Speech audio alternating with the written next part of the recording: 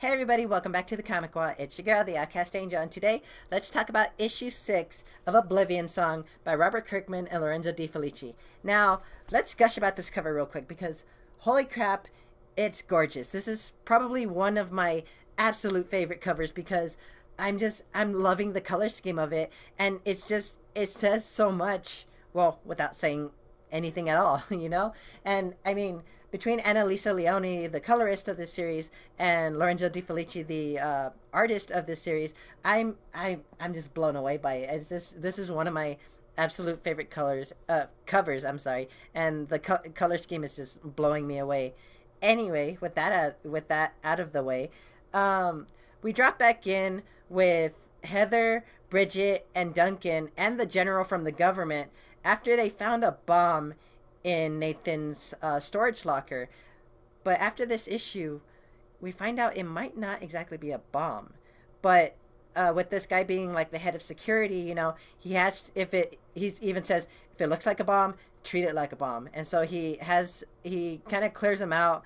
While they're not off the hook exactly, only he knows that they're not in on it just because of how surprised they are. Because obviously Nathan hasn't told anyone about this because who knows? We don't really know exactly what this device is. And so with that being said, as the general is walking away with Heather, he says to her, I think the part where I'm friendly with your boyfriend is over. So obviously Nathan's fucked up, and Heather's tried so hard to, you know, keep him in a good light and to, you know, help him out as best as she can because she works for the government. And so, you know, she's done a lot to try and help him out, you know. Now back in Oblivion, Nathan has finally found his brother, and as he's sleeping for the night, Maria, the leader of the group who brought Nathan to their camp, and Ed are talking, and we see this this relationship between them. They're I guess it's safe to say that they're a couple because they have a certain romance about them, you know. And I think it's really cute because, I mean, obviously they found something for themselves over here in Oblivion. And so while Ed is really happy that Nathan is here, Maria kind of stops that by showing him the transport dart. And so she explains that they got it from Keith, and that this is what sends people back. Apparently, this is what he's been shooting our people with. And Ed's impressed by this. He even says that I knew my brother was a scientist, but he must be a genius. So with that being said, he obviously trusts his brother, and so he probably knows that, you know, he's not hurting his people, but he's up to something that he doesn't exactly understand. And so the next morning, Ed and Maria meet with Nathan as he's waking up, and they're talking about how happy they are in Oblivion, surprisingly, more than Earth. Part of the fact because, you know, Ed's been in a lot of trouble. He has trouble with gambling. He owed a lot of money to people. But that's not the only reason why he's happy to be in Oblivion. He has more of a reason to live, I guess, you know? And so Nathan is still trying to argue the point, like, it's been 10 years. I doubt your debts are enough reason to not go back at this point. And even then, how can you speak for everyone else here? How do you know they all don't want to go back? Aren't you even curious? So we leave Oblivion for a minute to drop back in with Duncan and Bridget, who are talking about this whole mess, how just screwed up this is, because Nathan obviously screwed up. He screwed up royally in the fact that whatever secret he was keeping from them in that storage locker, it's messed up their research and their data.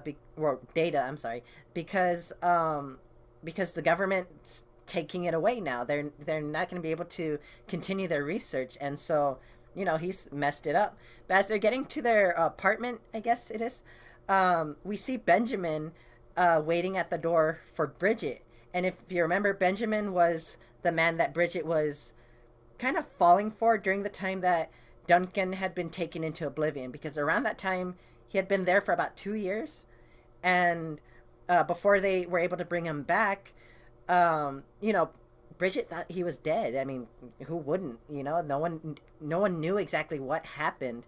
And so, with that being said, she ended up falling for this other guy. But once Duncan came back, you know, she had to drop it because he's her husband. But since Duncan didn't come all the way back, he's still pretty damaged about what happened in Oblivion.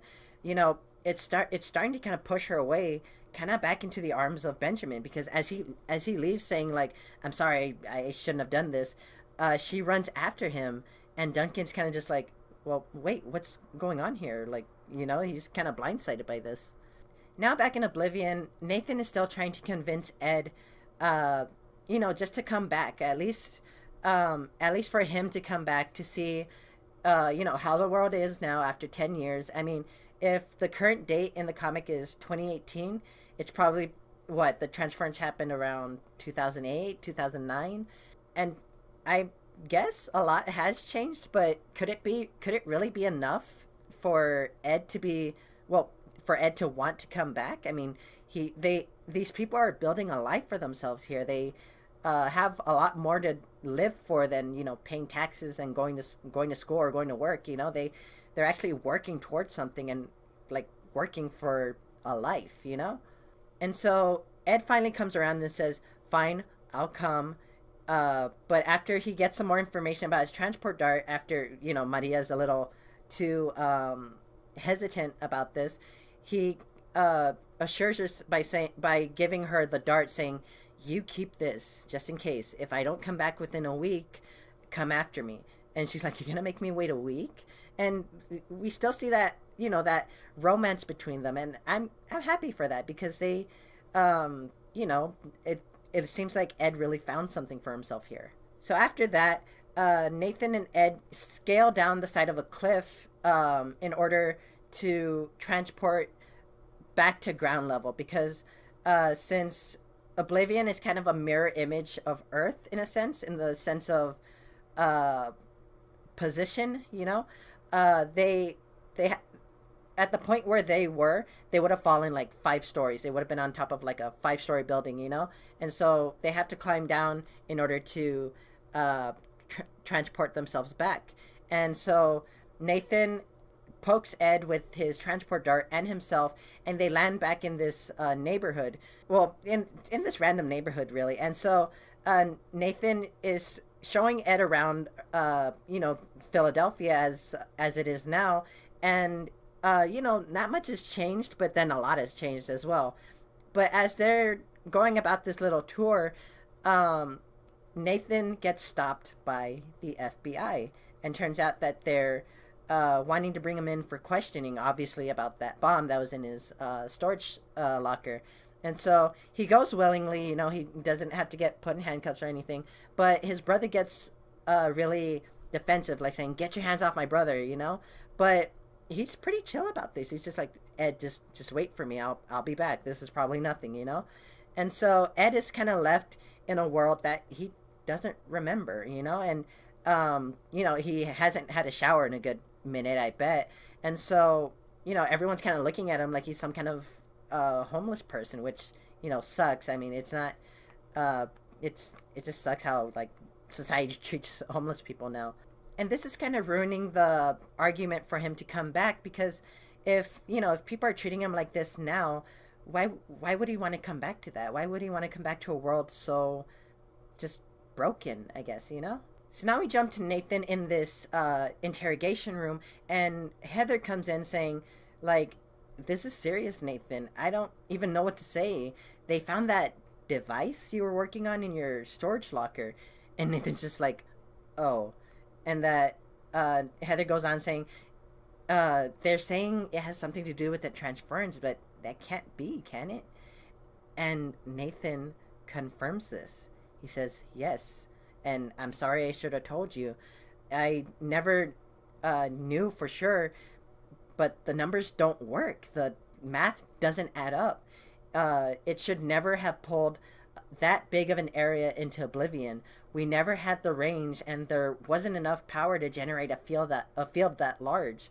So obviously, whatever team Nathan was part of, they obviously found something, but they didn't know what it was. And so when they started trying to toy with it, it got worse. Because something interesting he says here is that there was something on the other side creating a bridge, increasing our power exponentially. But being there's nothing over there. It's a wilderness. There's no technology, no intelligent life. There's nothing, you know? So there's no way that whatever they were building should have worked, you know? And so he still confirms that, yes, it was my technology. And all those people lost 10 square miles of Philadelphia, Duncan, my brother, all those people stranded there. It was all my fault. And so where do we go from here? Like, what happens from here? Because it, like, what are they gonna try and get these people back? Are they gonna try and fix what happened, or are they just gonna lock Nathan away forever? Because this is huge, you know? It's not exactly an act of terrorism, but it's still pretty bad, you know? Now we jump back to Oblivion, and we see Keith, the guy we saw in issue 3 and 4, and he's standing in front of a campfire when he hears a sound, and so he pulls his shotgun and ready for a fight, but all of a sudden he just loses all color in his face, and he looks terrified. And all of a sudden he's shouting, "Faceless men, take me, I surrender. I will not resist. I submit to you. Please take me, just take me to my family." And we see these beings or these creatures, and I don't even know how to explain them, because they just look rough. Like I can't even explain it. Like I'm not even sure what I'm looking at. And it's true, they don't really have a face, but what are these people? I mean, even the little like creatures they're riding just look crazy, but they have some kind of technology on them, some kind of, civilized, what am I trying to say? Civilization about them, I guess. I don't know. But one thing I noticed on one of them, they have a little shoe tied to their belt or something. Could this be from one of Keith's kids or something? And so that's the end of this issue, and I'm excited. I can't wait to see where we go from here, because things are just getting so much more crazy. Like, this is just widening the storyline to me. And so that's the end of this video. Thank you guys for watching. I hope you guys liked it, and if you did, drop a like, show the love, hit that subscribe button to get more of my videos, ring the bell to get notifications or when I post new videos, so that way you guys stay updated and don't miss out. And I'll see you guys next time. Bye.